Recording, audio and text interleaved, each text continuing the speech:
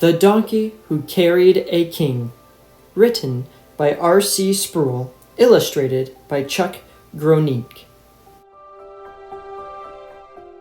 One day, a little boy named Riley came home from playing with some other boys in his neighborhood. He was crying as he came into the kitchen to find his mother. She saw him and asked, "Riley, what's wrong?" Riley's lip trembled and he tried to wipe away his tears. He was 8 years old and he didn't like to cry, but he couldn't help it. He said, "Mama, every time we play games, the other boys pick me last. It hurts so much." Just then, Riley's father and grandfather walked in. Riley's mother told them, "Riley has had a hard day. The other boys have been picking him last for their games." Riley's father put his arm around his son. "I understand that," he said. "Sometimes I was the last one picked for games when I was your age." Riley was surprised. "Really?" he asked. His father nodded. "Yes," he said. "I remember how much it hurt when it happened to me." Riley looked down. "I think they pick me last because I'm not very good at the games we play," he said. His father said, "Since your grandfather is here, maybe he can help you with this. What do you think, Grandpa? What should Riley do?"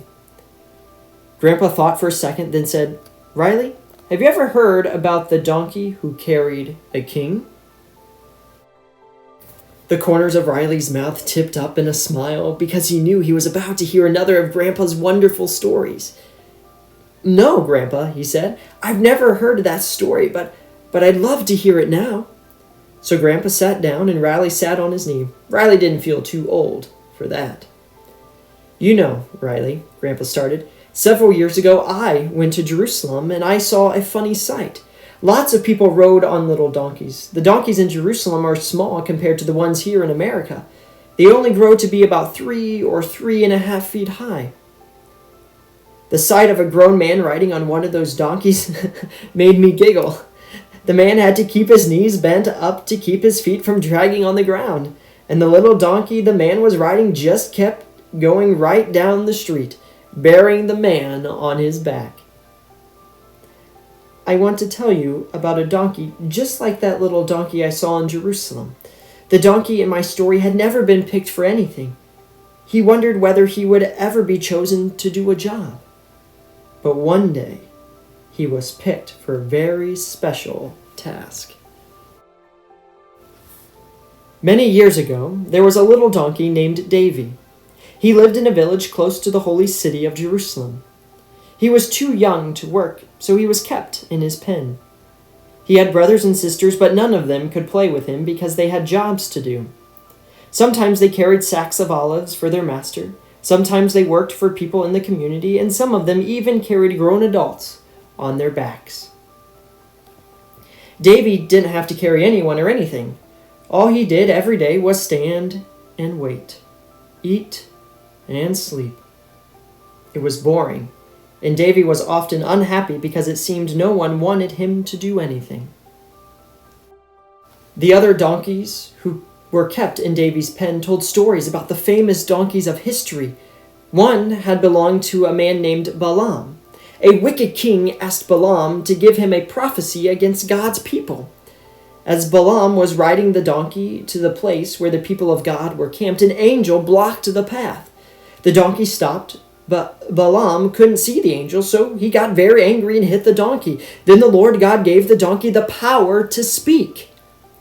The donkey asked, "What have I done to you that you have hit me?" Balaam said, "You are not treating me right." Then God let Balaam see the angel. The angel said, "What you are planning to do is wrong." When Balaam heard that, he decided not to prophesy against the people of God. The donkeys also told a story about an old Barnabas, one of the older donkeys who lived with them. Years before, Barnabas had lived in the town of Nazareth. His owner was Joseph, a carpenter. Joseph and his wife, Mary, who was about to have a baby, had to go to his hometown of Bethlehem. Mary rode on Barnabas's back. When they arrived in Bethlehem, it was time for Mary's baby to be born. All the inns were full, so they spent the night in a stable where animals were kept. There, Mary had her baby. His name was Jesus. Shepherds came to the stable and worshipped the baby Jesus. They knew he was the Messiah who had come to save his people. Afterward, Barnabas carried Mary and the baby Jesus back to Nazareth. Davey liked to hear about the famous donkeys and the important things they had done. He wanted to do a big job too, but his master never picked him to do anything. But one day, all that changed. It happened one morning when Davey was feeling especially down because he had nothing to do and could only eat and sleep. Davey saw two strangers coming. They spoke quietly to his owner. Davey tried to hear their conversation. He couldn't make out all of their words, but he did hear one of the men say, "Because the Lord has a need of him." Davey wondered what they were talking about. Davey's owner came to the pen and opened the gate. He brought Davey out and led him to the two men. "Take this donkey," he said. "His name is Davey. No one has ever ridden him before, but I think he will be able to do the job." Davey wondered, what are they going to have me do? Whatever it is, it seems important to these men. They led Davey down the road. Soon he saw a crowd. The two men spoke to the person who seemed to be in charge and called him by his name, Jesus. Some of the people in the group put their cloaks on Davey's back. Then, to Davey's astonishment, Jesus got on his back. It felt strange to have someone sitting on his back, but Davey was excited too. He started to walk toward Jerusalem, carrying Jesus. As they went down the road, a multitude of people came around and put their coats and palm branches on the ground in front of Davey and Jesus. They began to sing, shout, and wave palms in the air, saying, "Hosanna, blessed is he who comes in the name of the Lord, even the King of Israel." Davey was amazed by what he was hearing. He thought, a king is riding on my back. I can't believe that I have been chosen to carry a king. Davey made up his mind to carry the king to the best of his ability. He stepped carefully along the path of coats and palm branches, and he tried hard to carry Jesus smoothly. After Davey and Jesus came into Jerusalem, Jesus got down and patted Davey's back. Davey watched as he entered the temple. Davey felt very proud of himself. I carried the king, he thought. I must be a very special donkey. The next day, Davey's master decided he was ready for regular work. One of the servants put 2 sacks of olives on Davey's back and set out to deliver them. The sacks were heavy and they scratched Davey's back. Once or twice he got so tired and miserable that he sat down in the road. But the master's servant tugged on the rope around Davey's neck and pulled him along. By the time Davey got home, he was very grumpy. "Why did the master make me carry those olives?" he grumbled to old Barnabas. "I carry the king. I shouldn't have to carry ordinary things." Barnabas frowned.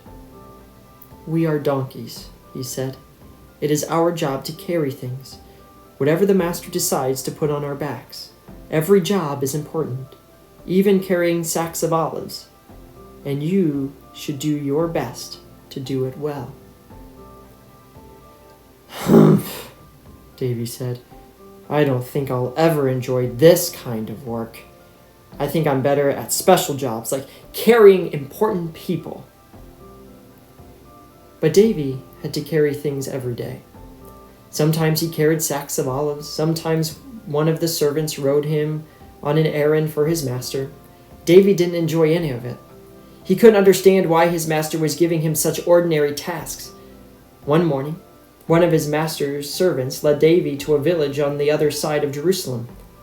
As they were returning through the city, Davey saw a crowd coming down the street toward him. The people seemed to be shouting angrily at someone as they moved along. The servant led Davey to the side of the road so the crowd could pass. Davey saw the person the people were shouting at. It was Jesus. the King Davey had carried into Jerusalem amid such joy only a few days before. But now the people seemed furious at Jesus. Davey wondered about that. Then Davey noticed that Jesus was carrying something, a rough, heavy beam of wood. Jesus seemed to be struggling to carry the beam. With a gasp, Davey saw that Jesus was hurt. His back was covered with cuts and bruises, and his head was bleeding where it was being scratched by a circle of sharp thorns. Suddenly, Jesus fell down. He couldn't carry the beam any farther. Davey wished with all his heart that he could carry the beam for Jesus. He tugged at his rope, but the servant held him back. The soldiers who were with Jesus grabbed a man from the crowd and made him carry the beam. The crowd went on down the street, and the servant led Davey away. He was confused and sorrowful. They shouldn't have made Jesus carry that awful beam, he thought. He is the king. Why did he have to carry it? Why were they so angry? When he got home, Davey found old Barnabas. I saw something terrible today, he said. The king I carried was hurt, and the people made him carry a big wooden beam. Why did they do that? Why did they do that? Barnabas looked at him kindly. I remember when I carried Jesus and his mother home from Bethlehem, he said. His mother and his father knew that he would die to save his people. Someone had told them so. It seems that prophecy has come true. The king was carrying the beam of the cross on which he was going to be crucified. Davey was amazed. So the king was being a servant to others? He said. Yes, Davey, Barnabas said. It is a terrible thing that he is being treated so badly. But what he is doing is wonderful. Davey was quiet for several minutes. At last he said, if the king was willing to carry that terrible beam, I will not complain about carrying our master's olives. I will follow Jesus' example and be a willing servant. Grandpa looked at Riley and said, Riley, until that day when Davey was picked to carry Jesus into Jerusalem, he had never been given anything to do. His master never picked him for even the easiest task, but the other boys do pick you for your games. So I'd like you to try to be thankful you have a chance to play. Can you do that for me, Riley? Yes, Grandpa, Riley said. You're right. I know I should be thankful that I get to play, even if I'm chosen last. Good, Grandpa said with a smile. Also, do your best to be content with whatever you are asked to do, because every player in every role is important. If you are picked to do something special, don't get proud like Davey. If you are given a job that doesn't seem to be so much fun, do your best at your job anyway. Remember that God the Father chose Jesus for the worst job of all, but he did it willingly to please his Father and to save his people. Wow, you're right, Grandpa, Riley said. I never thought about it that way before. Grandpa gave Riley a quick hug. That's my boy, he said. But let me tell you the rest of the story, the part that Davey didn't understand. Jesus died on a cross that day. When he died, he gave his life to save his people from their sins. In a way, he carried their sin and their guilt. By dying for them, he took the punishment that they deserved for sinning against a holy God, the punishment you and I deserve. He was a king, but he was a servant to his people. And do you know what, Riley? Jesus didn't stay dead. He rose again from the grave 3 days later, and he reigns forever with his Father in heaven. That's the best news of all. Riley grinned. It sure is, Grandpa, he said. He's the greatest king of all, and I want to serve him and do whatever he asks me to do, whether it's a little job or something very important.